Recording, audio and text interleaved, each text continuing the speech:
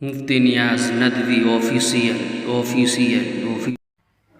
قبیلہ خثعم کا ایک شخص حضور پاک صلی اللہ علیہ وسلم کے پاس آتا ہے اور کہتا ہے ای الاعمال ابغض الی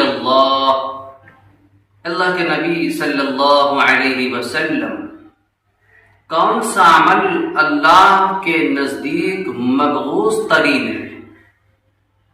اللہ کے نبی صلی اللہ علیہ وسلم فرماتے ہیں الاشراک باللہ، اللہ کی ذات میں شرک کرنا، اللہ تبارک و تعالی کی صفات میں شرک کرنا، خدا کی خدائی میں شریک کرنا، یہ مبغوض ترین عمل ہے۔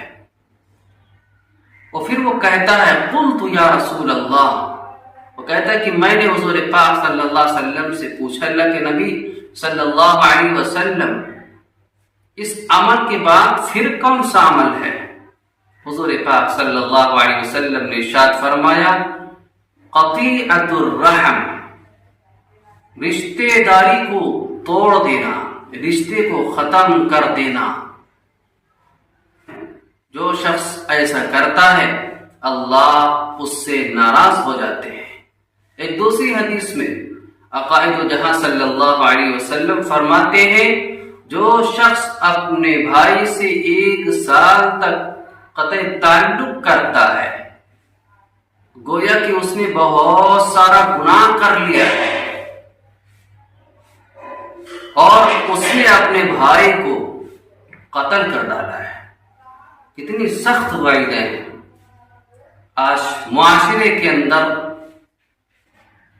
نفسی کا عالم ہوتا ہے، بھائی بھائی سے نہیں بنتی، ماں باپ سے نہیں بنتا، بہن بہن سے نہیں بنتی، پڑوسی پڑوسی سے نہیں بنتا، قرب و جوار سے نہیں بنتا، ایک دوسرے کی غیبت کرتا ہوا پھرتا رہتا ہے۔